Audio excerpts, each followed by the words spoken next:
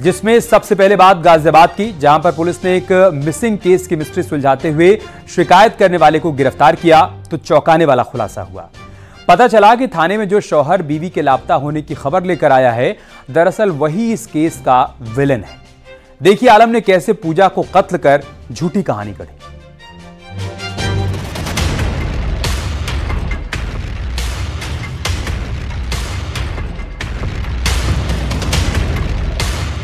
चार साल की मोहब्बत, 6 महीने पुराना निकाह, 3 मिनट में मर्डर।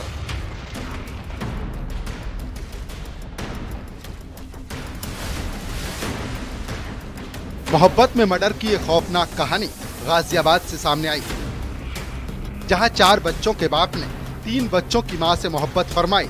फिर इश्क में ऐसा मोड़ आया कि आशिक ने अपने हाथों से महबूबा का गला घोंट दिया। पूजा के कत्ल का खुलासा करते हुए अब पुलिस ने उसके शौहर आलम को गिरफ्तार किया है। इसके साथ ही धर्मांतरण के एंगल से भी जांच की जा रही है, क्योंकि पूजा हिंदू थी तो क्या आलम ने उसका धर्मांतरण कर निकाह किया था?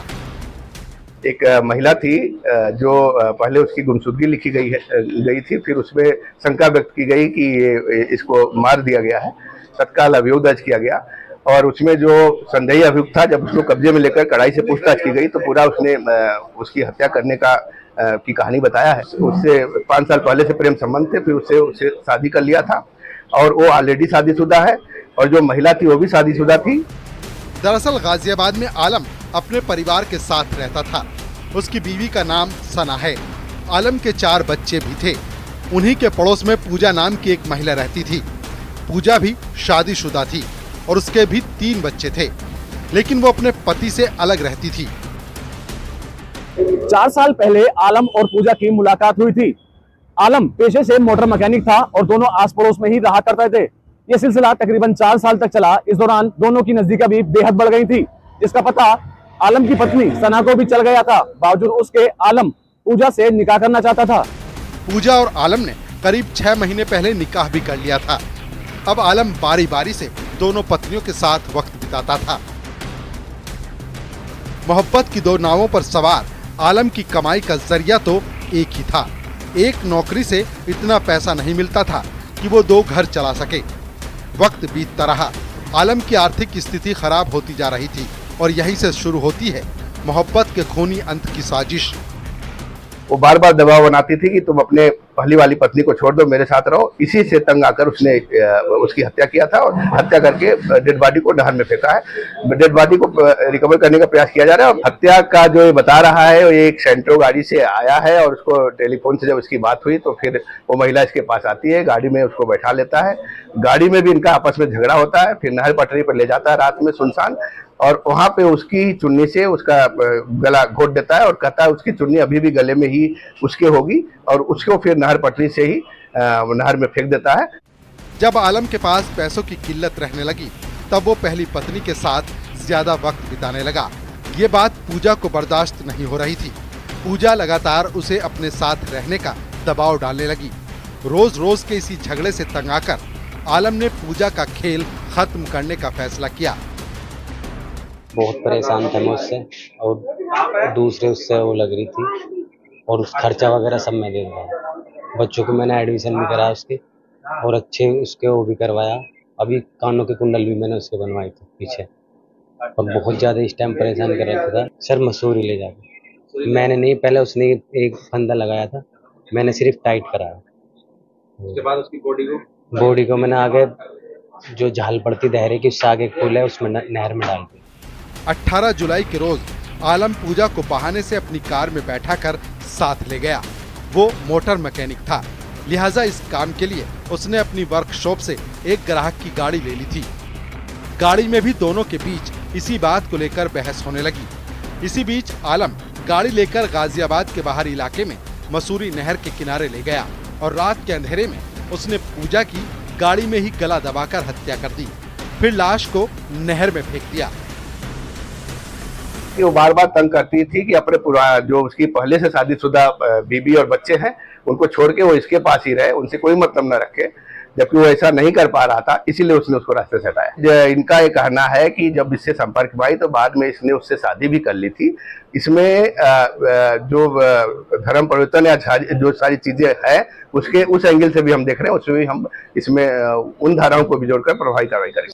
आलम ने कत्ल तो कर दिया, मगर अब उसे पुलिस के हाथों पकड़े जाने का डर सताने लगा था, लिहाजा उसने घटना को दूसरा एंगल दिया। बीती 19 जुलाई को आलम खुद ब खुद विजयनगर थाने पहुंचा और अपनी पत्नी पूजा की गुमशुदगी दर्ज कराई थी, जिसके बाद पुलिस भी तफ्तीश में जुट गई थी। पुलिस तफ्तीश में जैसे ही पुलिस परिजनों के पास पहुंची तो शक की सुई आलम की तरफ घूम गई। पुलिस ने आलम को पकड़कर सख्ती से पूछताछ शुरू की तो उसने हर राज उगलना शुरू कर दिया। आलम ने बताया कि क्यों और कैसे उसने कत्ल किया और कहां लाश फेंकी। फिलहाल पुलिस ने किलर लवर को जेल भेज दिया है और मामले की जांच जारी है। Bureau report, news 18।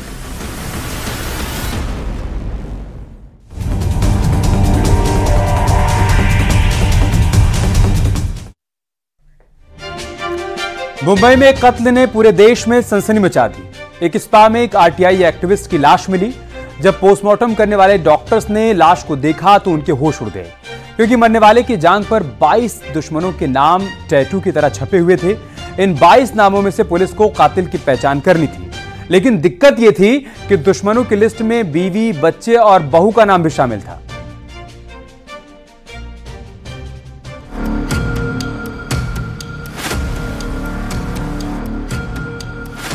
एक कत्ल, 22 दुश्मन।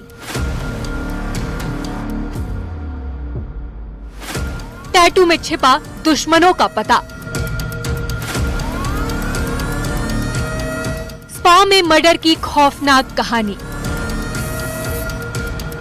उसने अपने शरीर के ऊपर कुछ एक दुश्मन है ऐसा करके टैटू बनवाया हुआ है और उस टैटू में संतोष सेरेकर का भी नाम शामिल है।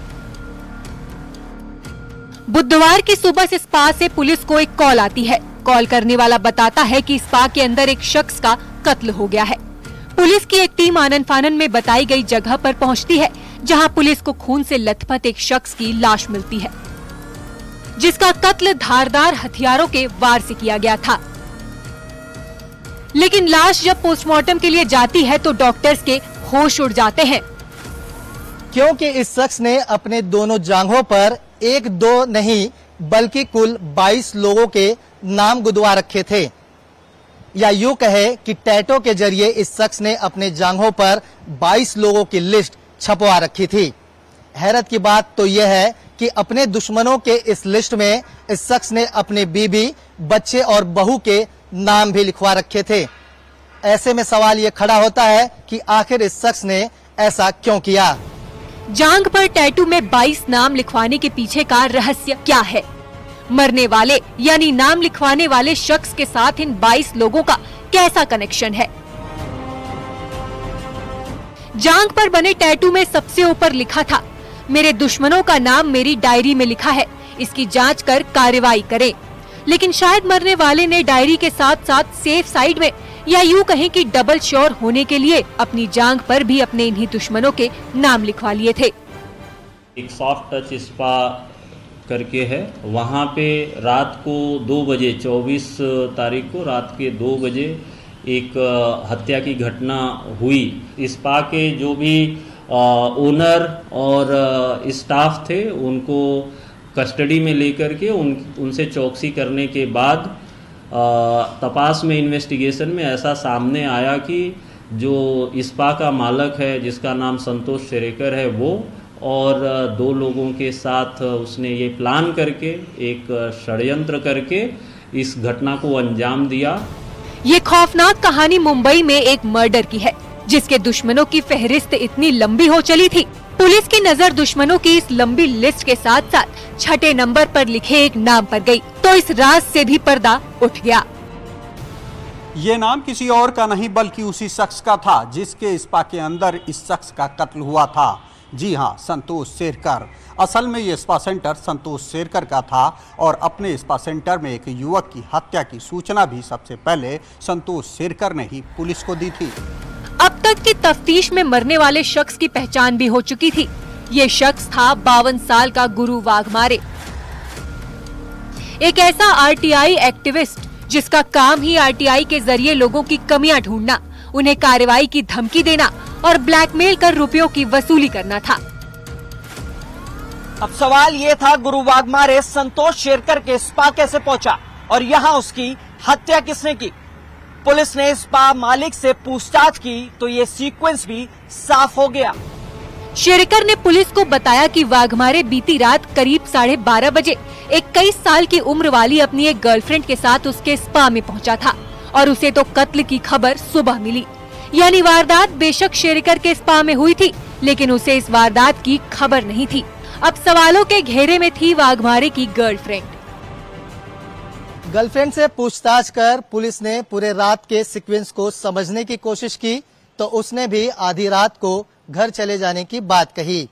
यानी कि प्राइम सस्पेक्ट ने ही पीड़ित को आखिरी बार देखा था, लेकिन कत्ल में शामिल होने से इनकार कर रही है। जबकि स्पा में काम करने वाले 3 कर्मचारी भी अभी भी सस्पेक्ट की लिस्ट में शामिल है। ऐसे में सवाल ये खड़ा होता है कि इस हत्या में गिरफ्तार तीनों आरोपी ही शामिल है या फिर इस वारदात में और भी कई लोगों के नाम शामिल हैं। गर्लफ्रेंड का दावा था कि जब सुबह करीब 9:30 बजे उसकी नींद खुली तो उसने देखा कि वाघमारे का कत्ल हो चुका है। अब पुलिस ने सच्चाई जानने के लिए टेक्निकल इन्वेस्टिगेशन की शुरुआत की। इसी दौरान सीसीटीवी में रेनकोट पहने 2 लोग नजर आए जो वाघमारे का पीछा कर रहे थे। असल में वाघमारे के स्पा पहुंचने के करीब 1 घंटे बाद ये दोनों रहस्यमय संदिग्ध स्पा पहुंचे थे और यहाँ पर एक पान की दुकान पर रुके थे। उसके बाद पुलिस ने पान वाले से पूछताछ की तो उनके हाथ एक बड़ा क्लू लगा। दोनों ने पान की दुकान पर यूपीआई से पेमेंट की थी। फिर क्या था, पुलिस ने दोनों की कुंडली खंगाल निकाली। यूपीआई पेमेंट करने वाले का नाम फिरोज अंसारी था। पुलिस ने सीडीआर निकलवाई तो पता चला कि ये कातिल लगातार स्पा के मालिक यानी संतोष शेरकर के संपर्क में था। यानी जिस स्पा में मर्डर हुआ, कत्ल का कनेक्शन भी उसी स्पा मालिक से जाकर मिला। कि गुरु वाघमारे की तरफ से कंटिन्यूअस इनके स्पा के ऊपर कार्रवाई का धमकी देना और तकरार करना, ऐसे कह करके, और मैं पत्रकार हूँ, इस बात को बोल करके इनको एक्सटॉर्ट किया जा रहा था, उनसे पैसा लिया जा रहा था। और ये काफ़ी समय से होने की वजह से वो इस बात से पीड़ित थे और अंतिम में उन्होंने इस तरीके का एक प्लान किया और इस घटना को अंजाम दिया। आरोपी ने पूछताछ में बताया कि उसी ने 6 लाख में फिरोज नाम के शख्स को कत्ल की सुपारी दी थी। फिरोज कत्ल के लिए वाघमारे के पीछे स्पा के अंदर पहुंचा, फिर अपने साथ लाई गई कैंची के ब्लेड से वार कर वाघमारे का कत्ल कर दिया। अब सवाल ये था कि शेरकर ने वाघमारे की हत्या क्यों कराई और इसकी साजिश उसने कैसे रची। पुलिस की आगे की तफ्तीश में इन सवालों का भी जवाब मिल गया। दरअसल वाघमारे स्पा सेंटर के मालिक शेरकर को भी ब्लैकमेल करता था और इसी ब्लैकमेलिंग से बचने के लिए उसने वाघमारे की हत्या की साजिश रची। केस का खुलासा करते हुए पुलिस ने अब स्पा मालिक और सुपारी किलर को गिरफ्तार कर जेल भेज दिया है। लेकिन इस खबर ने सबको हैरान कर दिया। कोई दुश्मनों की इतनी बड़ी फौज कैसे पाल सकता है कि टैटू कर उनके नाम लिखने पड़ जाएं? Bureau report, news 18।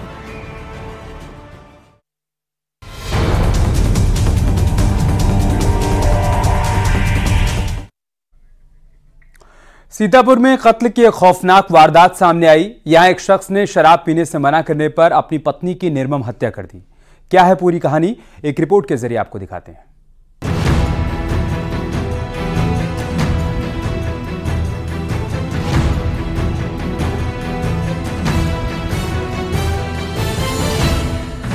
शराब ने बनाया शैतान, 7 फेरों का कत्ल, मासूम की गवाही पापा ने मार डाला। झगड़ा हुआ था सुनो।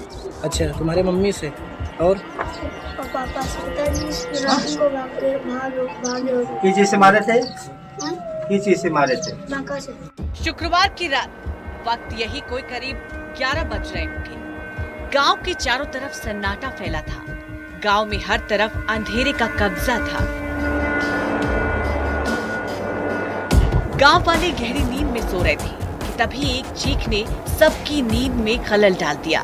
सन्नाटे को चीरते हुए दहशत ने दस्तक दी।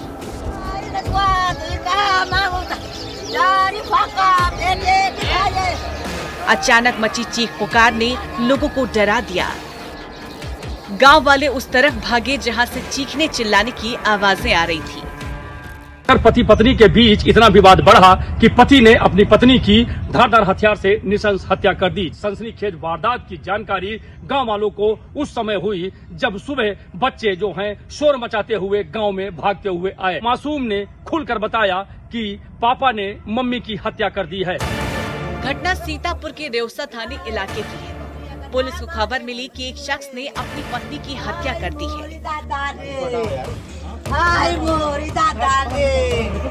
फोर्स जब मौके पर पहुंची तो मंजर रूह कपा देने वाला था।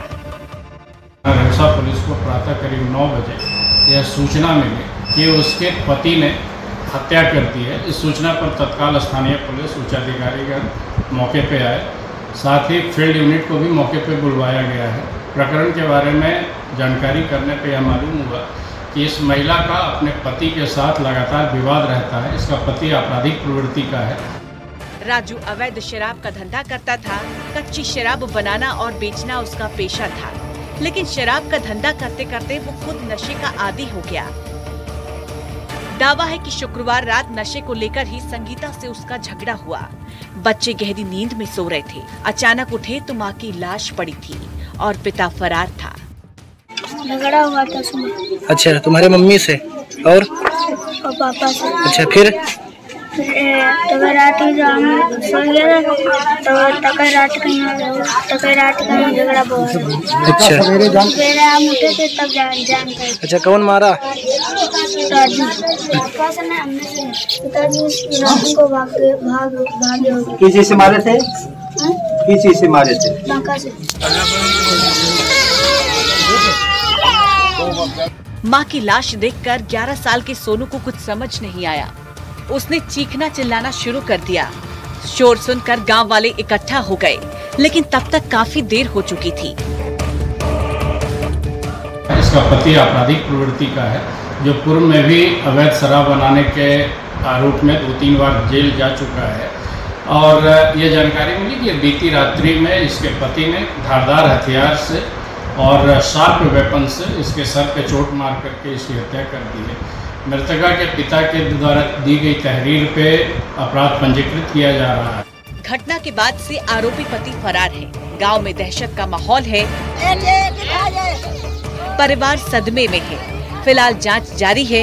जल्द ही आरोपी सलाखों के पीछे होगा। सीतापुर से न्यूज़ 18 के लिए संदीप मिश्रा की रिपोर्ट।